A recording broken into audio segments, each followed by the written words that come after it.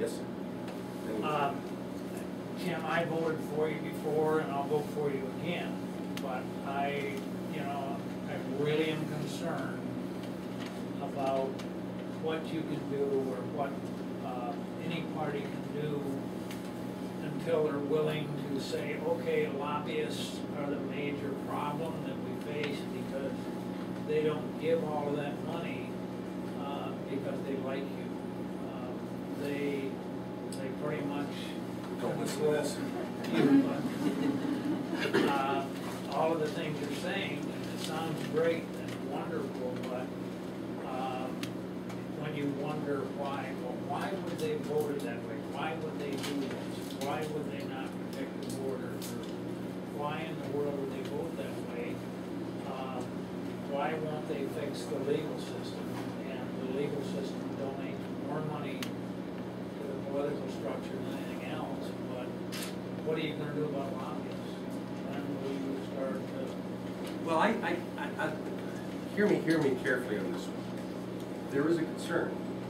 There are lobbyists that truly don't work above board, but there are lobbyists that do.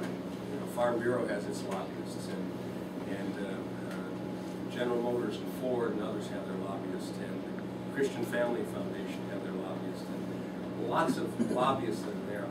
I say we need to spend more of our time concerned about the people we send to Washington or Lansing.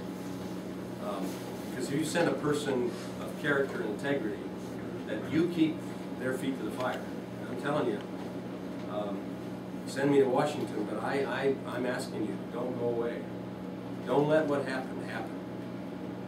That even the best of legislators who, I wasn't targeted #1 in the nation last time, with more independent expenditures expended to feed me than any other candidate in the nation for the reason of giving in the lobbyists. We were attacking the system.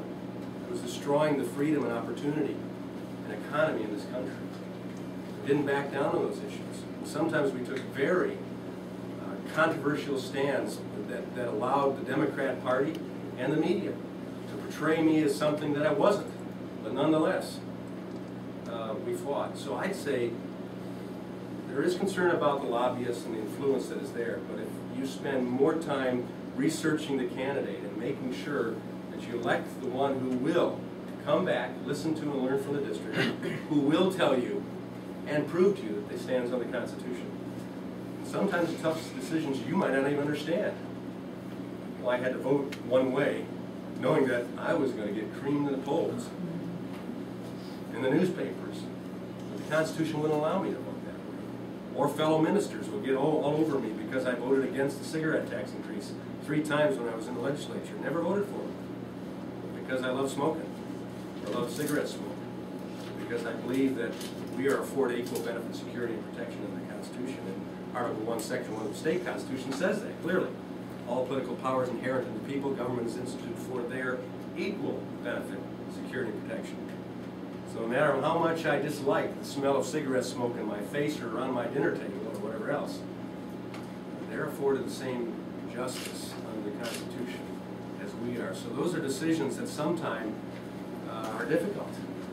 And that's where we need a constituency that bucks up the backbone of the legislator or the elected representative, and also keeps the feet to the fire and say, we're watching. We love you, man, but don't wander. And I think that has to go on. And then we can take whatever the lobbyists might throw away. I find a lot of information from lobbyists that I get at least 3 or 4 sides of the issue. At least 2, but generally 3 or 4 sides of the issue, and it helps me make up at least my argument, if not my decision. But it is still the 2 key components of the elected process of keeping this country going strong. 2 key components are the elected representative and the people. There's not one member of Congress that got there without being elected by a group of people in majority. So we have to take responsibility as citizens for that. If we don't like what's going on in Washington, we have to say, hang our head in some way and say, maybe I didn't vote for that person, but I didn't get 10 other people out to vote for the right guy. And I'm going to do it this time. I'm going to get 10 more people to go with me to the polls to vote the right way this time. I'm not going to let Organizing for America or ACORN or MoveOn.org, George Soros and others have the day by getting their people out, which Obama did so well last time. Textbook case. The textbooks are being written about how he did it. Republicans sure did. But we've been awakened now, so we need to do that. So that's right. I hope you understand where I'm coming from on that.